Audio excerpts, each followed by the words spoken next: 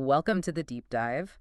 This week, we were handed a truly unique and frankly intense collection of source material. It's quite a stack. It is. We've got everything from these intimate and secretive phone call transcripts to very detailed official reports, internal memos, and even some personal character essays. Right. So our mission is really an immersion project. We're going to treat all these events, all these characters, as absolutely real as if they're happening right now. And we're analyzing the pressure, right? The motivations, the severe implications of what's unfolding in their lives. Exactly. We're trying to find the profound human cost of all this secrecy, this high ambition, and just the constant stress of presentation. That's the perfect way to frame it. I mean, we are essentially conducting a kind of psychological investigation into these incredibly high-pressure environments. We're going to move between these intensely private exchanges, like a phone call, just driven by profound suspicion, and then pivot to the bizarre logistics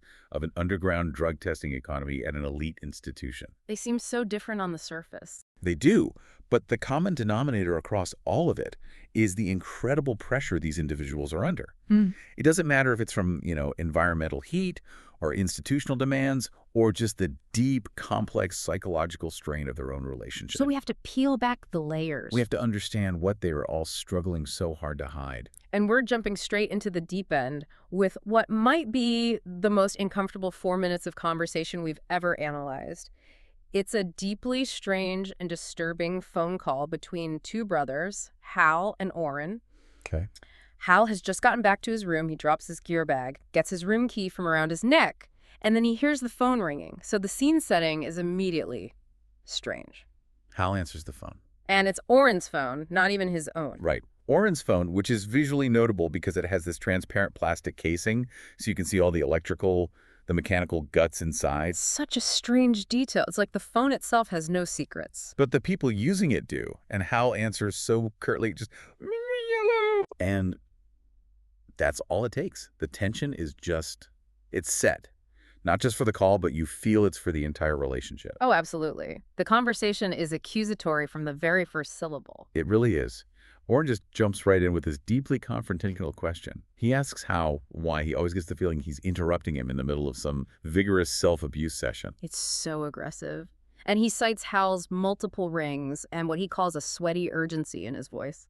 This isn't just sibling teasing, is it? I mean, this is Orrin using intimacy and sexual suspicion as a lever. A lever for what? To establish immediate psychological dominance over his younger brother. Yeah. He's putting him on the back foot from the second he picks up. And what we learn about Hal's internal state proves Orrin's suspicion is hitting close to home, even if the specific content is wrong. Right. Hal has a specific generalized anxiety about talking on the phone right after he's been getting high. In secret, down to the pump room. Exactly. So even if he's managed to fend off the cottonmouth, he's operating from a place of intense internal unease. Which Orrin, like a shark, immediately perceives and exploits. And this anxiety, it seems to lead to this sort of institutionalized deception between them. It does. Hal actually estimates that he lies to Orrin about 60% of the time. 60%, ever since Orrin abruptly started calling again this spring. But here is the critical psychological nugget.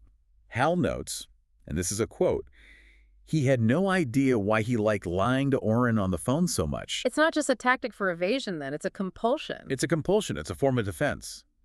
If Hal knows Orrin's questions are these, calculated attempts to strip away his composure or get inside his head, then lying, even about stupid little things, becomes the only way to build a secure internal border. That's a great way to put it. Lying is his version of that transparent phone.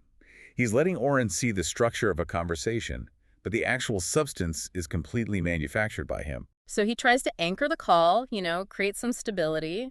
He compliments Orrin, says, "You're sounding hale and fit, oh." But Orrin just brushes it off. He doubles down on the sexual teasing, talking about his own past experiences on that hill. He absolutely refuses to let Hal create any conversational stability at all. Then Orrin starts to set the scene for where he is, and it's this portrait of just environmental extremism. He says he's home. Snug and toasty, but you can tell it's anything but. Yeah, the heat is intense, over 90 degrees Fahrenheit in this city of glass and light.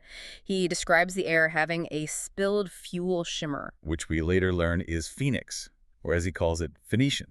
It's this beautiful modern place that's been rendered completely hostile by the climate. And that environmental hostility it manifests immediately in this macabre anecdote that just seems designed to shock. That's awful. Oren describes seeing a man in a pith helmet just stagger and claw at the air and pitch forward onto his face. But what stands out isn't just the death, it's the utterly dehumanizing clinical detail he gives. The sizzling. The sizzling.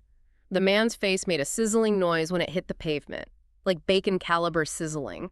Who says that? Who describes a human death like cooking breakfast? It moves beyond witnessing tragedy into this kind of detached, almost anthropological observation of decay. And no one helps. He says the man is not moving anymore and that everyone is just avoiding him. And the only human engagement is a child stealing the man's hat.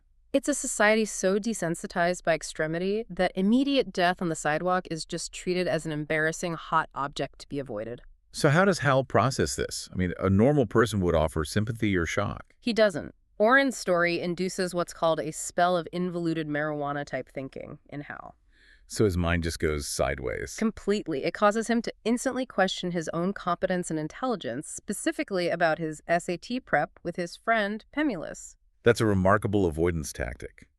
Instead of confronting the death Oren just described, Hal turns the anxiety inward and doubts his own ability to achieve. It's safer to worry about the SATs than a man dying on the street. And he uses that discomfort to pivot the conversation back to the initial attack. He basically says, so you really think I just sit around masturbating all day? Is that it? He's trying to drag the conversation out of that existential dread, the sizzling man, and back into the safer, more domestic territory of just sibling rivalry. But Oren's psychological instability is just too profound for that. He pivots wildly. Yeah, he starts talking about hypothetical entrepreneurial ventures, selling Kleenex and unscented lubricants at the Enfield Tennis Academy. A concession stand. It's bizarre. And then just as suddenly, he's expressing this deep homesickness for New Orleans during Advent. It's a dizzying trajectory, from macabre death witness to hustler to cultural critic. And finally to self-diagnosing anxiety. He speculates he might be heat-crazed or dehydrated. Hal is right to say you sound somehow a little off to me, Oh, he's struggling. This call is a window into pure psychological chaos, and it's all masked by that initial bravado. And just as Hal tries to use dinner time as an excuse to end the spiraling exchange, Oren drops two massive pieces of information. First, he mentions he's met a possibly very special somebody. And then he immediately pivots to a non-joking, extremely serious question. He says, what all do you know about separatism? And Hal's immediate, precise response is so telling. You mean in Canada? Both brothers instantly recognize the serious geopolitical implications. There's no confusion. And we have other source material that makes this connection extremely chilling. We have this internal tally of anti-ONAN groups. ONAN being the Organization of North American Nations. Right. And it lists several Quebecois separatist organizations as terrorist or extortionist, and they're categorized by serious violence levels, V for violent, W for extremely violent. And we're talking about groups like Les Assassins des Fauteuils Roulants, The Assassins of the Wheelchairs, rated W. and the more famous Le Front de la Libération de la Québec, also W. So Oren, who is clearly psychologically unstable, who is witnessing death on the street and is obsessively entrepreneurial, is now involved with, or at the very least researching, highly violent anti-government organizations. That special somebody is definitely not a casual romance. No. It's an entanglement with extremism that just raises the stakes of this call from personal rivalry to potentially a national security threat. The whole exchange is so revealing, and it's a high-tension, voice-only call, which ironically offers Hal the very freedom he needs to construct his lies. Which leads us perfectly into the next major insight from our sources. Why did North America as a whole decide it preferred the freedom of the voice only lie over the stress of video telephony truth? So let's transition from that private, deeply tense exchange to this massive, collective, societal phenomenon, the mysterious and devastating collapse of video telephony. It's vital context. It explains the world where Hal and Oren are having this kind of anonymous voice-only conversation. Exactly. It explains why that anonymity and secrecy became so prized. And it's an amazing piece of social history because videophony, which was facilitated by these early teleputers, it initially saw Huge consumer popularity. People were thrilled. They wanted to interface orally and facially. Yeah, they even had these little animated intelligent agent icons, like a tap-dancing figure with a straw boater, to announce calls. It was seen as the inevitable future. And yet, the collapse was instant and total. Within 16 months, 5 sales quarters, it just imploded. 90% of private communication reverted to voice only. It led to massive financial losses. It nearly wiped out the Maryland State Employees Retirement System's Freddie Mac fund. So this wasn't just a glitch in the software. This was a fundamental rejection by the human psyche. So let's unpack this trivalent explanation for the failure, because it reveals a profound collective anxiety about attention and appearance. Factor 1 is emotional stress. And the loss of the bilateral illusion. This is the core psychological insight that killed the technology. So traditional voice-only calls provided this infantilely gratifying delusion. Yes. The idea that the caller, whose voice was compressed and, vectored right into your ear, was paying complete unilateral attention to you. While you, the recipient, were completely free to look around, doodle, find groom, pick a thing. Carry on entire sign language conversations with people in the same room. It was an unspoken, perfect fantasy. You believed the person on the other end was focused, even though you knew intimately that you were utterly distracted. The source calls it the bilateral illusion of unilateral attention. And the illusion was truly fantastical. It was operating beyond logic. As the source notes, it would be like being able both to lie and to trust other people at the same time. A perfect description. Videophony destroy this Eden instantly. It forced you to maintain that intense, focused, earnest, slightly over-intense listener's expression you have to do for in-person conversations. And the horror of seeing the person on the other end just idly stripping the gumlet off a shoelace was the final confirmation. The fantasy was dead. The stress of having to perform attention was intolerable. Okay, so if the stress of attention wasn't enough, factor 2 gets into physical appearance. Physical vanity and dysphoria, or VPD. This one is more straightforward. Voice calls meant you could take a call without makeup, toupee, surgical processes, etc. But visual calls meant sudden, unwanted preparation, like having to answer the doorbell in the middle of the night. But the real coffin nail, according to the source, was the horrifying perception people had of their own faces on screen. It led to video physiognomic dysphoria, VPD.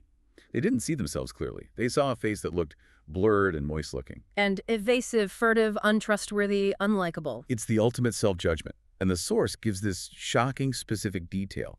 71% of senior citizens specifically compared their video faces to Richard Nixon during the 1960 debates. That is just incredible. The technology itself rendered almost 3/4 of a key demographic as inherently untrustworthy and sweaty in their own eyes. That is a massive cultural self-rejection. So naturally, industry tried to solve this psychological panic with more technology. High-definition masking. At first, it was just flattering composites, right? At first, yes.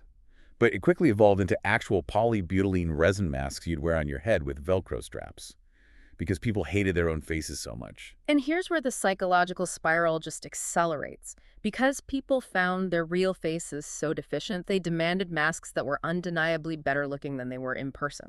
Optimistically misrepresentational masking, OM. We're talking chins sculpted, eye bags erased, wrinkles completely airbrushed out. And the social consequences were ruinous.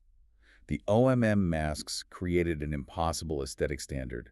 People became terrified to leave home and interface personally. Because they were afraid they would cause illusion-shattering aesthetic disappointment. Their real faces couldn't possibly live up to the masked, enhanced, televised version their friends and colleagues had come to expect. You were trapped by your own vanity. This overwhelming stress leads us to the final factor, factor 3. Self-obliterating logic, the transmittable tableau, the TT. To escape the escalating aesthetic pressure, consumers just moved to completely static images. A highly doctored photograph of an incredibly fit and attractive and well-turned-out human being. And they're set amid sumptuous but not ostentatious appointments. So the final beautiful irony is achieved. It is. By retreating behind these perfect static lens cap dioramas, the tableau callers were once again stresslessly invisible. They were free to doodle and blemish scan and do their nails. They had used the most expensive, visually complex medium imaginable to completely negate its visual component and successfully simulate the exact emotional benefits of the cheap, retrograde, old, low-tech, Bell-era voice-only call. It's the ultimate rejection.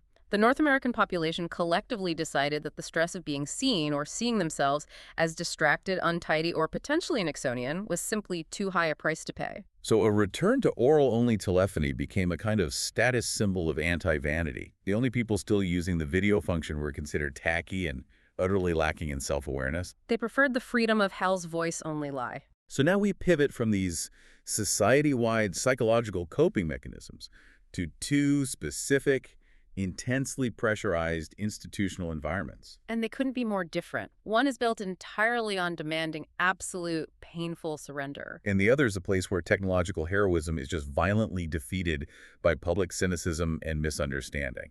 Let's start with Ennet House, the path to sobriety.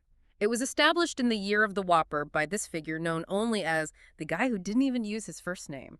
A nail-tough, old chronic drug addict and alcoholic who discovered AA and total self-surrender in a shower at MDC Walpole. This is a 9-month supervised facility for 22 clients housed in a former physician's dormitory. The founder, we're told, was a rough-hewn Boston AA galoot, Who famously renovated the house by using his early recovery dope fiends for after-hours boosting expeditions at furniture stores. The origins are just pure tough love desperation. and the legendary practice that illustrates his extreme toughness, the requirement for new residents to attempt to eat rocks Literally eat rocks. found on the property. It was designed to demonstrate their willingness to go to any lengths for the gift of sobriety, a practice the Massachusetts Department of Public Health eventually had to step in and discontinue. But why the rocks? I mean, this is where the depth of the institution lies. The rock eating, while it's physically wacko, it symbolizes the mental state that's required for recovery. So it's a metaphor. It's a physical metaphor. Think about the other wacko demands of sobriety.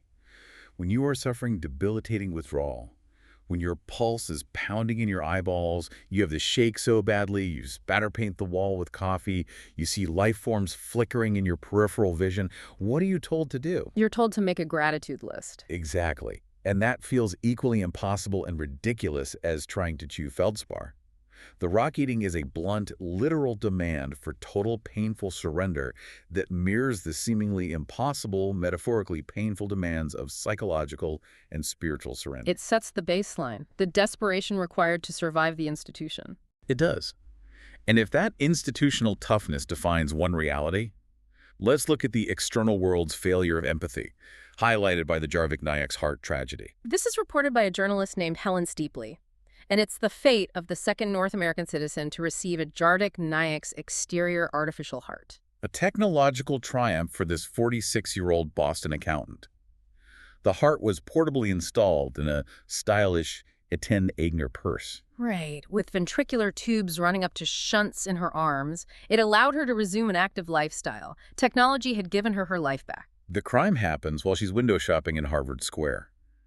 A bizarrely outfitted transvestite purse, snatcher cocktail dress, spike heels, boa brutally tears the life-sustaining purse away from her. And this is where the public failure occurs. The victim chases the thief for 4 blocks, screaming, "Stop her! She stole my heart!" She is speaking the literal clinical truth. But shoppers and passers-by, they were smiling knowingly. They presumed it was yet another alternative lifestyle's relationship gone sour. The cynicism, the societal tendency to categorize deep personal crisis as trivial, disposable social drama is what kills her. Even the patrolmen, they just passively quipped, happens all the time. Her actual beating, literal heart was stolen, but the public interpreted it as a metaphor for failed romance, and that led to her collapse onto her empty chest. The aftermath is just heartbreakingly grotesque. The thief, realizing what they'd taken, struck the beating, bleeding artificial heart repeatedly with a stone behind the Boston Public Library. And the only true moment of human empathy comes much, much later.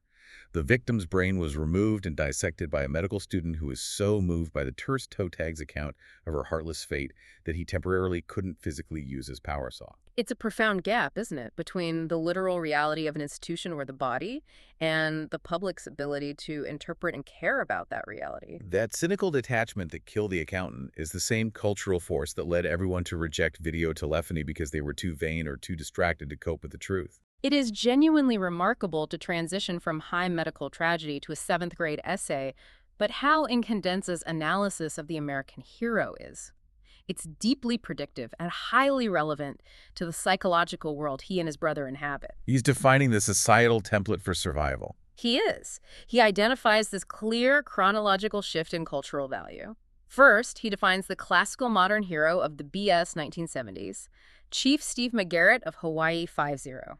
McGarrett is the hero of action. Yes, his whole life is designed for it. He acts out, the camera's always on him. His field of action is bare of diverting clutter. No admin tasks, no personal conflicts, no females. None of it. The audience knows the truth before he does, and the drama is just watching McGarrett stalk and strut, homing in on the truth. His virtue is singular, focused homing in. He is the Irish-eyes modern cowboy. Then comes a shift in the BS 1980s, Captain Frank Fiorillo of Ill Street Blues. Fiorillo is the postmodern hero of reaction. His virtues are perfectly suited to a more complex and corporate American era. He is defined by clutter. He's a bureaucrat. He's commanding a chaotic precinct, managing multiple complex cases. 11 per episode, the source says. He's dealing with payroll, duty logs, corruption. The domestic troubles of his cops, his hyperactive son, his ex-wife, and a public defendress who critiques his personal performance. It's just a constant barrage. So his heroism is purely bureaucratic. He's a virtuoso of triage and compromise and administration. His victory is just retaining sanity and composure and that superior grooming despite the constant barrage of distracting, unheroic demands. The lone wolf hero becomes Fiorillo, the heroic part of the herd, responsible to everyone. And visually, the change is palpable.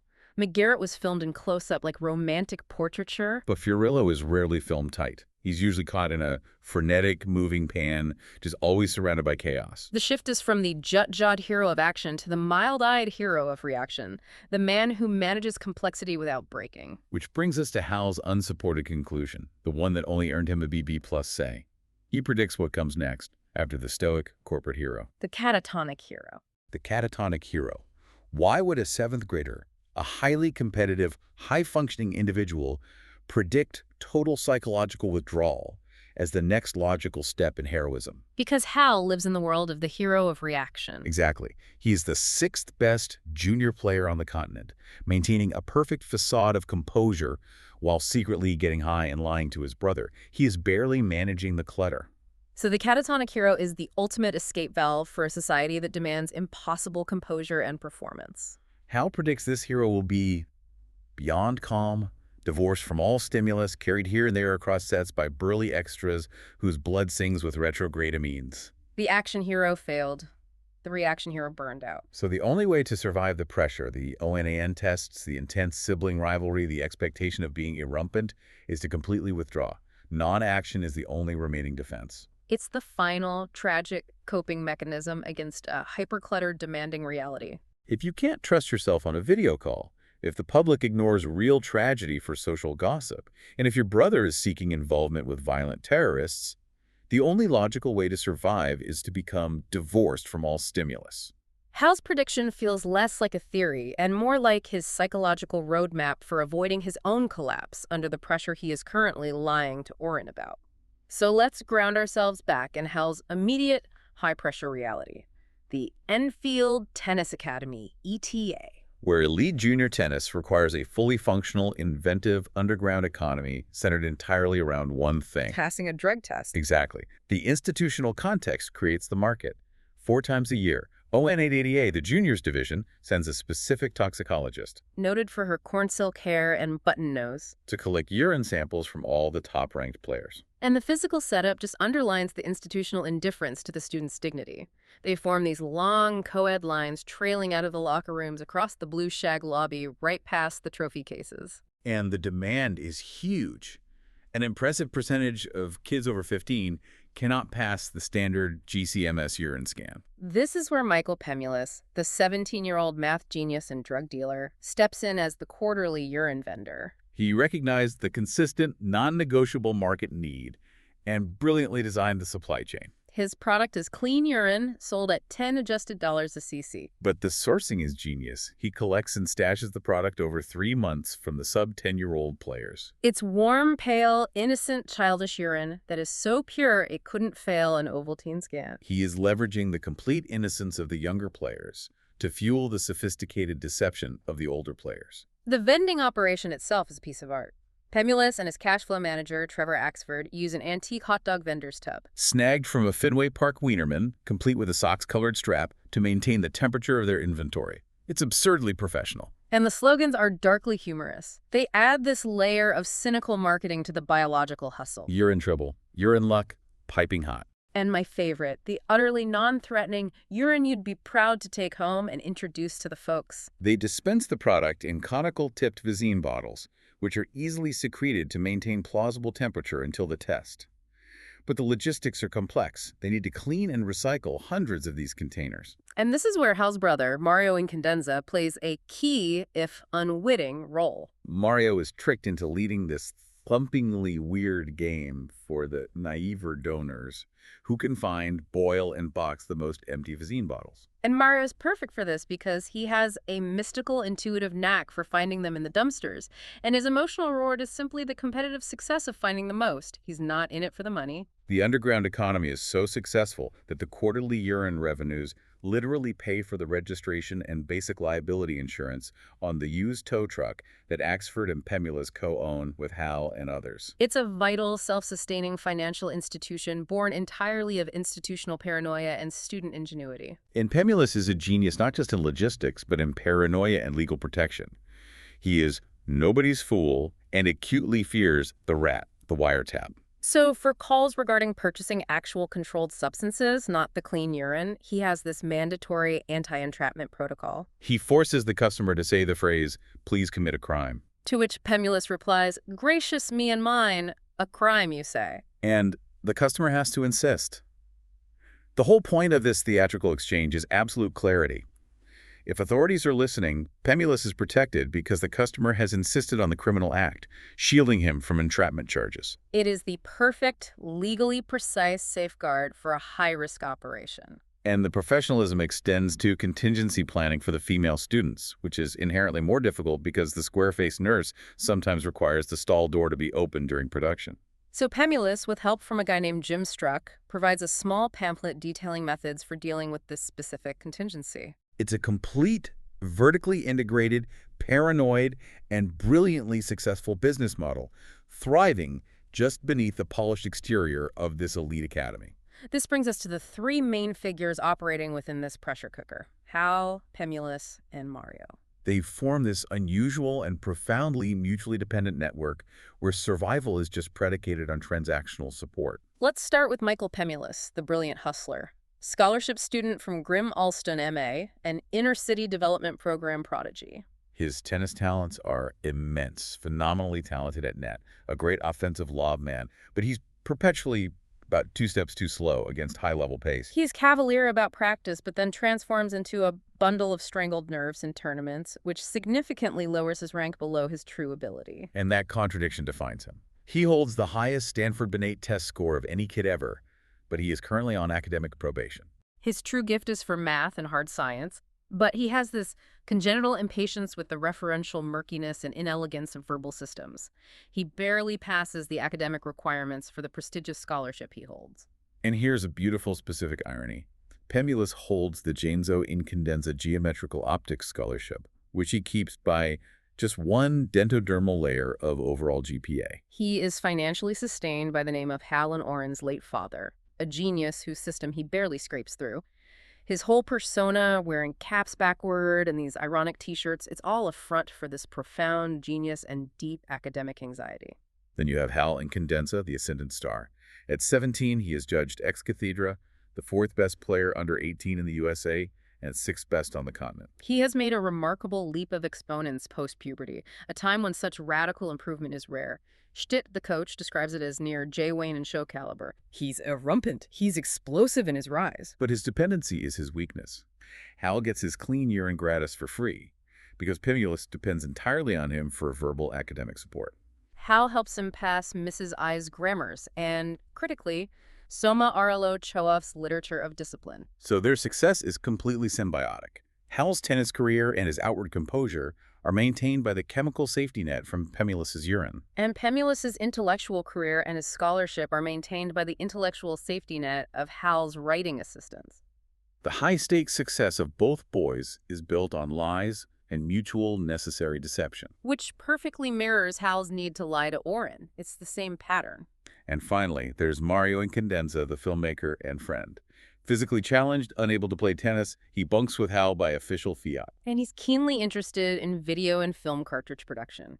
He's constantly filming with his head-mounted camera and thoracic police lock. Capturing the urine day lobby for his short, strange, himself-influenced conceptual cartridges. Mario's role transcends simple logistics, though. He cleans urine bottles, yes, but he also shares the late director's optic and editing labs with Pemulus. They have a transpersonal bond based on mutual advantage. Mario helps Pemulus with optics fabrication work he doesn't care about, and Pemulus helps Mario with cinemo-optical praxis. But the key to this triumvirate is trust. Pemulus and Axford don't object to Mario filming their high-stakes illegal operation. Why not? Because they trust his aesthetic. They know Mario will use his late father's reconfiguring matte panel to scramble their faces into undulating systems of flesh-colored squares. Which Mario is notoriously fond of. The irony is so rich. The drug dealer's security relies on the artistic preference of a physically challenged filmmaker. His art protects their crime. He's the ultimate stabilizer. You know, what I find profoundly moving is Mario's unique emotional grounding. It contrasts so sharply with the high-strung, high-achieving chaos of his brothers. Mario wouldn't see the point of trying recreational chemicals, and his smile is noted as constant and broad. The text notes that if Hal makes it to the show, Mario will be the only Incandenza child, not wildly successful professionally, but no one who knows Mario could imagine that this fact would ever even occur to him. It suggests this unique self-acceptance and stability that Hal and Orin desperately lack. He exists outside the competitive system, finding joy in process and abstraction, while his brothers are just consumed by performance and secrecy. He is the quiet conscience of the Academy. So we've analyzed a world built on profound disconnect.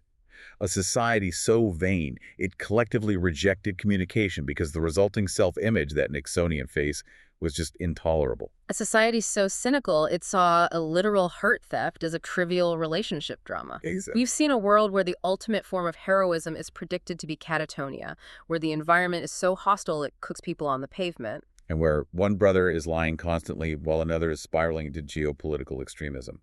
Success, as modeled by the ETA triumvirate, is built entirely on symbiotic deception and the trafficking of innocent bodily fluids. If we connect this back to the grand scale, we have Hal embodying that hero of reaction, managing immense clutter and pressure through a facade of composure and secret drug use.